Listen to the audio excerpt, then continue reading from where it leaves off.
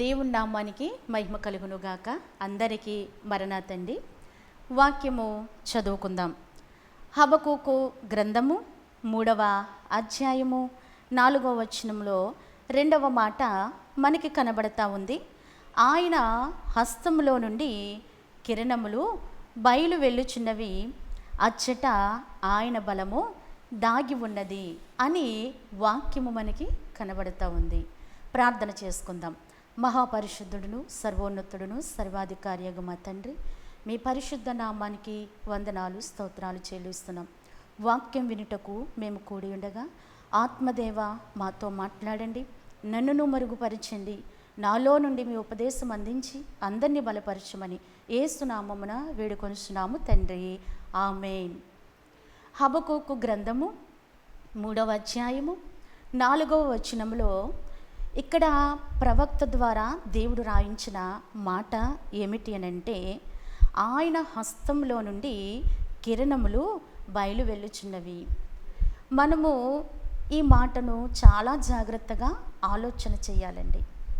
మనము ప్రార్థిస్తూ ఉన్నప్పుడు దేవుని హస్తంలో నుండి కిరణాలంట మన మీద పడుతూ ఉంటాయి. పరమందున్న దేవుడు భూమి మీద ప్రార్థించే వారి మీద తన కాంతి కిరణాలను పంపుతూ ఉన్నారు. అసలు ఈ కాంతి కిరణాల వల్ల ప్రయోజనం ఏమిటండి? ఈ కాంతి కిరణాలను బట్టి మనకేమి లాభం కలుగుతుంది? ఈ దినము చాలా జాగ్రత్తగా మనము ఆలోచన చేద్దాం. ఆయన హస్తములో అక్కడ బలము దాగి ఉందంటండి. దేని కొరకు బలము? మనకి బలము లేదా, మనలో శక్తి లేదా అని అంటే, శారీరకమైన బలం ఉండొచ్చు, శారీరకమైన శక్తి ఉండొచ్చు, కానీ ఆత్మకు బలమేది? కనుక ఆలోచన చేద్దాం. మీరు ఎప్పుడైనా గమనించారా? ప్రార్థించేటప్పుడు ఒక హస్తము కనబడినట్లుగా కానీ, హస్తంలో నుండి కిరణాలు మీద పడుతున్నట్లు కానీ మీరు మీ ఆత్మీయ జీవితంలో ఈ అనుభవం కలిగి ఉన్నారా లేదా ఆలోచించండి. ఒకవేళ కలిగి ఉన్నాం, నేను ప్రార్థిస్తూ ఉంటే దేవుని కాంతి కిరణాలు నా మీద పడుతున్నాయి, ఏమిటి దీనివల్ల నాకేమిటి ప్రయోజనము అని ఈ దినం మనము ధ్యానించుకుందామండి. మన అనుభవాలు చాలా గొప్పగా ఉండాలి. ఆత్మీయ అంతస్తులో మన అనుభవాలు చాలా గొప్పగా ఉండాలి. కనుక ఈ అనుభవం నాకు ఉందండి. నేను ప్రార్థిస్తున్నప్పుడు దేవుని హస్తంలో నుండి ఒక సన్నని కిరణాలు నా మీద పడడం నేను చూశానండి. నేను దర్శనంలో చూశాను, లేదంటే నేను స్వప్నంలో చూశాను అని మీరు ఆలోచించుకుంటున్నారా? అయితే దేవుని బలము మీలోనికి వస్తున్నట్లే. కనుక ఈ దినము ఈ యొక్క అంశమును బట్టి మనం ధ్యానిస్తూ ఉంటే అసలు ఎందుకు, దీనివల్ల ప్రయోజనం ఏమిటి, మనకు అవసరత ఏమిటి? దేవుని కాంతి, సన్నని కాంతి కిరణాలు మనలో ఎక్కడ పడుతున్నాయి? ఏం తొలగిస్తూ ఉన్నాయి? ఏం మనకు అందిస్తూ ఉన్నాయి? ఈ దినము ఆలోచన చేద్దాం. ఈ కాంతి కిరణాలు ఏంటండి, హృదయములో అలుముకున్న చీకటిని తొలగిస్తూ ఉన్నాయి. అలాగనే హృదయములో ఉన్నటువంటి అవిశ్వాసమును, నిరాశను, దుఃఖమును, పిరికితనమును, భయమును, ఇవన్నీ కూడానండి మనలో దాగి ఉన్నాయి కదా. నాలో ఏమీ లేదండి, నేను బాగానే ఉన్నాను అనుకోవడానికి లేదు. మన హృదయంలో ఏదో ఒకటి దాడి చేస్తూనే ఉంది. అలుముకున్న చీకటి, హృదయం అంతా చీకటిగా అయిపోయింది. అలాగనే హృదయములో ఎంతో దుఃఖం ఉంది. అలాగనే అవిశ్వాసము చేరింది, నిరాశ, జీవితంలో ఏమీ సాధించలేకపోయామే, ఏమీ చేయలేకపోతున్నామే, ఎందుకు ఈ జీవితము, ఎందుకు ఈ బ్రతుకు అని ఒకపాటి నిరాశ, ఒకపాటి దిగులు వేధిస్తూ ఉంటుందండి. ఇవన్నీ దుష్టుని యొక్క క్రియలై ఉన్నాయి. వాడు హృదయాలలోనికి ఇవి పంపిస్తూ ఉంటాడు. దిగులు కారణం ఉండదు, ఎందుకు వస్తుందో తెలీదు, కానీ దిగులు వచ్చిందండి. ఏమిటో ఈరోజంతా తెలియని ఒక పాటి దిగులుగా ఉందండి, తెలియని ఒక బాధ అండి, ఏదో నిరాశ అండి, ఏం చేయలేకపోతున్నాను, ఏ పని తలపెట్టినా జరగటం లేదు. అలాగనే హృదయం అంతా పిరికితనం అండి, భయము, ఏదో తెలియని భయము. మాట్లాడాలన్నా, చెయ్యాలన్నా, ఏమి కలిగి ఉండాలన్నా భయమండి అని అనేక మంది తెలియజేస్తూ ఉంటారు. ఇవన్నీ హృదయములో దాడి చేస్తూ ఉంటాయి. ఇవి దాడి చేస్తూ మనకు ఉన్న శాంతిని కోల్పోయేలాగా, సమాధానం కోల్పోయేలాగా, మనము మరి కలిగి ఉన్నటువంటి నిరీక్షణను కోల్పోయేలాగా ఇవి చాలా దాడి చేస్తూ ఉన్నాయి. అయితే ఇవి ఎలా పోవాలండి, ఏ రీతిగా తొలుగుతాయండి, ఏం చెయ్యాలండి అని అంటే ఇప్పుడు వాక్యములోనికి మనం వస్తున్నాం. ఆయన హస్తంలో నుండి కిరణాలు, ఆ కిరణము నీ హృదయము మీద పడినప్పుడు నీ హృదయములో అలుముకున్న చీకటి బయటికి తొలగిపోతుందండి. అలాగనే ఆయన హస్తంలో వస్తున్న కిరణాలు మన భయాన్ని పోగొడతాయండి. నా జీవితంలో నిలబడి మాట్లాడాలన్నా, అలాగనే జనము చూస్తూ ఉంటే విపరీతమైన భయం అండి. ఏదో తెలియని భయము, ఆందోళన. దేవుని బిడ్డగా అంగీకరింపబడిన తర్వాత నా భయం ఏమైందో నాకే తెలియదు. అంటే భయమును దేవుడు తీసివేశాడు, దేవుడు భయమును తొలగించాడు. ప్రార్థిస్తూ ఉండగా ఒక సన్నని కిరణాలు పడుతున్నప్పుడు ఆశ్చర్యం కలిగేది. ఏమిటి ప్రభువా, ఈ సన్నని కిరణాలేంటి అని అడుగుతున్నప్పుడు దేవుడు తన కాంతి అని తెలియపరిచారు. కనుక ఆయన కాంతి మన హృదయం మీద పడినప్పుడు మనలో ఉన్న భయమంతా ఎగిరిపోతుందండి. మనలో ఉన్న పిరికితనం అంతా ఎగిరిపోతూ ఉంటుంది. కొందరికి చాలా పిరికితనము. మనము గమనిస్తూ ఉంటే యేసు ప్రభు వారి యొక్క శిష్యులలో ఒకానొక సందర్భం పిరికితనము కొద్దీ మరి అబద్ధములు పలికినట్లుగా, పిరికితనాన్ని బట్టి క్రీస్తుని గూర్చి మరి బహిరంగంగా మాట్లాడలేని పరిస్థితులు ఎన్నో ఉన్నాయి. కనుక అవన్నీ వారిలో నుండి ప్రభు సహవాసములో బలపడినప్పుడు తొలగిపోయినాయండి. అలాగనే మనము దైవ సహవాసములో నిలుచున్నప్పుడు ఈ పిరికితనం వెళ్ళిపోతుంది, ఈ భయం వెళ్ళిపోతూ ఉంటుంది. చాలామందికి సాక్ష్యం చెప్పాలంటే భయం, చాలామందికి పాట పాడాలంటే భయం, చాలామందికి అందరిలో ప్రార్థించాలంటే భయం, చాలామందికి నిలబడి ఏ కార్యమైనా చేయాలంటే భయము. చాలామందికి ఎన్నో భయాలు ఉంటాయి, రకరకాల భయాలు ఉంటాయి. కనుక ఈ భయం ఎలా పోతుందండి, అసలు ఈ భయం నాలో నుండి ఎవరు తీసేస్తారు అని ఆలోచిస్తున్నారేమో. దేవుని సన్నిధిలో ప్రార్థిస్తూ ఉంటే ఆయనలో నుండి వస్తున్నటువంటి సన్నని కిరణాలు నీలో అలుముకున్న భయాన్ని తొలగిస్తూ ఉంటాయి, నీలో అలుముకున్న దుఃఖాన్ని తొలగిస్తూ ఉంటాయి. తెలియని రీతిగా వచ్చిన దిగులు, కారణం లేదు, ఎందుకు బాధపడుతున్నామో తెలియదు, ఎందుకు వేదన పడుతున్నామో తెలియదు. కొన్ని వాటికి కారణం ఉంటుంది, కొన్నింటికి కారణం ఉండదు. దిగులు వస్తూ ఉంటుంది.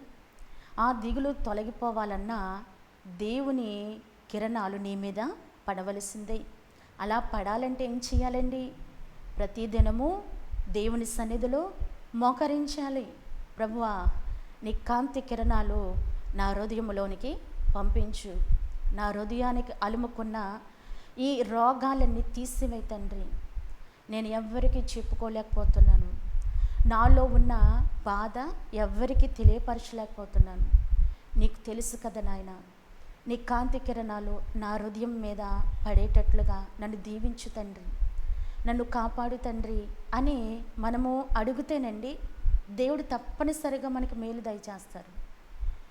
జనములో నిలబడి మాట్లాడాలన్నా, జనాన్ని చూస్తున్నా నాకెంతో వణుకు, భయము, కంగారు పడే నేనే ఈ దినమందు ఇలాగున మాట్లాడగలిగే శక్తి, మాట్లాడగలిగే ధైర్యము ఆ ప్రభువే ఇచ్చారండి. కనుక దేవుడు మనకి శక్తినిచ్చేవాడు. వాక్యంలోనుంది కదా, అక్కడ ఆయన బలము దాగి ఉంది. కిరణాలు వస్తున్నాయంటే ఆయన బలమే నీలోనికి వస్తూ ఉంది, ఆయన శక్తి నీలోనికి వస్తూ ఉంది.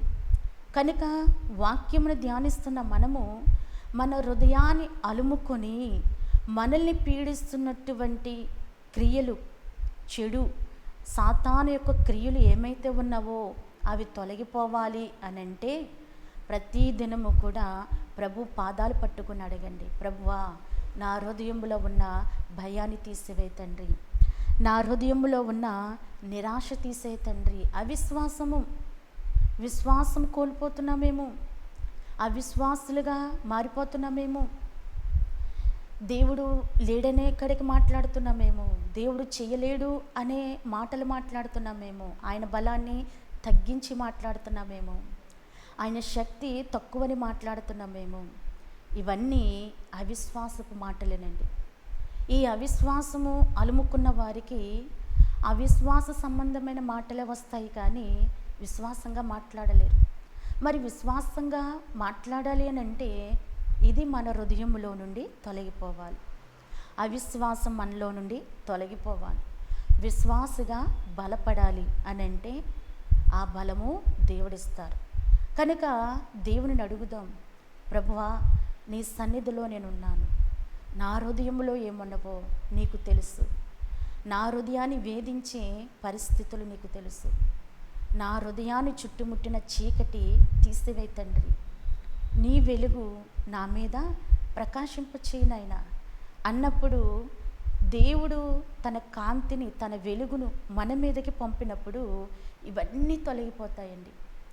ఇంకా మనం చూస్తూ ఉంటే అసలు దేవుని కాంతి మన మీద పడుట ద్వారా మనకు వచ్చేటి మేలు ఏమిటంటే అండి, శాంతి కలుగుతూ ఉంది. హృదయానికి ఏమొస్తుందంటండి, శాంతి. ఎంతటి నెమ్మది కలుగుతూ ఉందో, ఎంతటి శాంతి కలుగుతూ ఉందో. అలాగనే రెండవదిగా సమాధానం వస్తూ ఉంది మనకి, మన హృదయానికి సమాధానం. నేటి కాలంలో సమాధానం లేక ఎంతమంది నశించిపోతూ ఉన్నారో, ఎన్ని కుటుంబాలు నశించిపోతూ ఉన్నవో. సమాధానం లేదు. పరిస్థితులు బట్టి సమాధానం కోల్పోయిన వారు, శ్రమలను బట్టి సమాధానం కోల్పోతున్నారు చాలామంది. లోకములో అనేక మంది సమాధానం లేక తిరుగులాడుతూ ఉన్నారు, బ్రతుకులను కోల్పోతూ ఉన్నారు. అలాగున మనం చూస్తూ ఉంటే సమాధానం లేని పరిస్థితులు ఎన్నో మనకి కనబడుతూ ఉన్నాయి. దేవుని ముఖకాంతి ద్వారా మనకి సమాధానం కలుగుతూ ఉందండి. ఇక మూడవదిగా ఆదరణ కలుగుతూ ఉంది. ఆదరణ లేని దినముల యందు అయ్యో, ఎవరైనా నన్ను ఆదరిస్తే బాను, నన్ను బలపరిస్తే బాను, నేను ఈ కష్టంలో ఉన్నాను, నన్ను ఓదార్చేవారు, నన్ను ఆదరించేవారు, నన్ను బలపరిచేవారు ఎవరైనా ఉన్నారా అని మనుషుల వైపు చూస్తారేమో, కానీ దేవుని వైపు చూడడం నేర్చుకోవాలండి. మనుషులిచ్చే ఆదరణ కొద్దిసేపు ఉండవచ్చు, మనుషులు బలపరిచే మాటలు కొంతసేపు ఉండవచ్చు, కానీ దేవుడు ఆదరిస్తే నిత్యము ఆ ఆదరణ మనల్ని ఎంతగానో బలపరుస్తూ ఉందండి. కనుక దేవుని ముఖకాంతి మనకి ఏమిస్తుంది అని అంటే ఆదరణను కలుగజేస్తూ ఉంది. ఎంత గొప్ప ఆదరణ! ఆయన కాంతి ద్వారా ఎంత ఆదరణ మనకు కలుగుతూ ఉంది. అబ్బా, నా హృదయంలో ఏదో తెలియని ధైర్యం, ఏదో తెలియని ఆనందం అని మనము సంతోషిస్తున్నామనంటే దేవుని యొక్క బలము నీలోనికి వస్తూ ఉంది. కనుక దేవుని కాంతి కిరణాలు మనకి ఏమిస్తున్నవంటండి, ఆదరణను కలుగజేస్తూ ఉన్నాయి. ఇక నాలుగవదిగా సంతోషము. ఎంత సంతోషమో! ఆయన అంటున్నారు కదా, నా సన్నిధిని సంపూర్ణ సంతోషము గలదు, నా కుడి చేతిని నిత్య సుఖములు కలవు అని దేవుడు చెప్తా ఉన్నారు.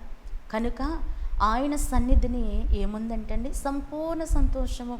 ఎలాంటి పరిస్థితి అయినా కావచ్చు, అది ఏ కష్టకాలమైనా కావచ్చు, ఏ శ్రమకాలమైనా కావచ్చు, ఎలాంటి పరిస్థితిలోనైనా మనము సంతోషముగా ఎదుర్కోగలుగుతున్నాము, సంతోషముగా జీవించగలుగుతున్నాము అని అంటే దానికి కారణం ఏమిటంటే అండి, దేవుడు ఇచ్చే ఆ యొక్క దేవుని నుండి వచ్చే ఆ కాంతే. మనం ప్రార్థిస్తుండగా ఆ కాంతియే మనకి ఏమిస్తుందంటే అండి, సంతోషాన్ని ఇస్తూ ఉంది. దావీదు కూడా సెలవిస్తూ ఉన్నారు, ఏమని అని అంటే, నీ సేవకునైన నా మీద నీ ముఖ కాంతి ప్రకాశింపచేయము. నా మీద నీ ముఖ కాంతి ప్రకాశింపచేయము. కనుక మనం అడగాలి, దేవా నీ పరిశుద్ధ ఆలయములో నుండి నీ ముఖ కాంతి నా మీద పడాలి ప్రభువా. నీ సన్నిధిలో నేనున్నాను, నీ హస్తములో నుండి కాంతి కిరణాలు నా మీదకి పంపు. నా హృదయములో వేదన తీసే, నా హృదయములో భయము తీసే తండ్రి. నా హృదయములో ఉన్న ఈ యొక్క చింత తీసివై ప్రభువా. నాలో చేరిన అవిశ్వాసము, నాలో చేరిన నిరాశ, నాలో ఉన్న భయము, పిరికితనము, ఇవన్నీ తీసే ప్రభువా అని మనం అడిగినప్పుడండి దేవుడు తప్పనిసరిగా మనకి మేలు చేస్తారు. కనుక ఎందుకు ప్రార్థించాలి, ఎందుకు మనము ఆయన సన్నిధిని ఇంతగా గోసాడాలి అంటే, లోకములు ఇవన్నీ తిరుగులాడుతున్నవండి. భయంకరమైన మన చుట్టూ తిరుగులాడుతున్నాయి. ఇవి మన మీద దాడి చేస్తున్నప్పుడు వీటి నుండి తప్పించుకునే మార్గం ఏది అంటే, మరి సన్నిధి ద్వారా, ప్రార్థన ద్వారా మనము వీటి నుండి విడిపింపగలమండి. లేదు అలా ప్రార్థించలేని వారమైతే ఇవి మన జీవితాన్ని నాశనం చేస్తాయి. కనుక జాగ్రత్తగా ఆలోచన చేయండి. ప్రభు సన్నిధిలో ఈ దినము నుండైనా ప్రార్థిస్తూ దేవుని కాంతి మీ మీద పడేటట్లుగా అట్టి అనుభవాన్ని కలిగి ఉండండి. దేవునితో మాట్లాడండి, దేవుని సహవాసములో బలపడండి. అప్పుడు మనల్ని చుట్టుముట్టిన ఈ పరిస్థితులన్నీ కూడా ఏమవుతాయి ఏంటండి, తొలగిపోతూ ఉంటాయి. ఆ బలము దేవుడే ఇస్తాడు, వాక్యములోనే కనబడుతుంది. అచ్చట ఆయన బలము దాగి ఉంది. ఆయన హస్తములో, ఆయన కాంతి కిరణాలలో బలము దాగి ఉంది. కనుక ప్రభుని అడుగుదాం, ప్రభువా నీ బలము నాలోనికి రావాలి. నీ బలాన్ని బట్టి నేను ఈ బలహీనతలన్నీ జయించాలి, వీటన్నిటిపై నేను జయం పొందాలి, నాకు సహాయము చేయము ప్రభువా అని ఈ దినము నుండైనా మనం ప్రార్థించిన వారమైతే దేవుడు మనకి తప్పనిసరిగా సహాయం చేస్తారు. కనుక అడుగుదాం, ప్రభుని వేడుకుందాము, ఆయన పాదాలు పట్టుకుందాం. చిన్న ప్రార్థన చేసుకుందాం. మహాపరిశుద్ధుడును సర్వోన్నతుడైన తండ్రి, నీ పరిశుద్ధ నామానికి వందనాలు, స్తోత్రాలు చెల్లిస్తున్నాం ప్రభువా. ఇదిగోండి ఈ దినమందు మీరు మాట్లాడిన మాటలు అనేకులు వింటుండగా వారి హృదయములో ఇవి నాటబడి నాయన నేటి నుండి ప్రార్థించే అనుభవము, నేటి నుండి నీ పాదములు గట్టిగా పట్టుకునే అనుభవము ఈ వాక్యం ద్వారా ప్రతి ఒక్కరికి దయచేయమని, అందరిని దీవించమని యేసు నామమున వేడుకొనుచున్నాము తండ్రి, ఆమేన్. అందరికీ మరణాతండి. శుభాకరా శుద్ధాకరా విశుద్ధ వందనం, శుభాకరా శుద్ధాకరా విశుద్ధ వందనం, నా భాన భూమి సర్వో నాట్యవందనం, నా భాన భూమి సర్వో నాట్యవందనం, శుభాకరా శుద్ధాకరా విశుద్ధ వందనం, యెహోవా శ్రేష్ఠ జనక నీకు నింతయు బ్రనుతి, యెహోవా శ్రేష్ఠ జనక నీకు నింతయు బ్రనుతి, మహోన్నతుండ దివ్యుడ ఘన మహిమ సంస్తుతి, మహోన్నతుండ దివ్యుడ ఘన మహిమ సంస్తుతి, శుభాకరా శుద్ధాకరా విశుద్ధ వందనం, విమోచకా పిత్రాత్మచుండ విజయ మంగళం, విమోచకా పిత్రాత్మచుండ విజయ మంగళం సమస్త సృష్టి సాధనంబ సవ్యమంగళం సమస్త సృష్టి సాధనంబ సవ్యమంగళం శుభాకరా శుద్ధాకరా విశుద్ధ వందనం వరాత్మపిత పుత్ర నిర్గమ పరుడ స్తోత్రము వరాప్రదుండ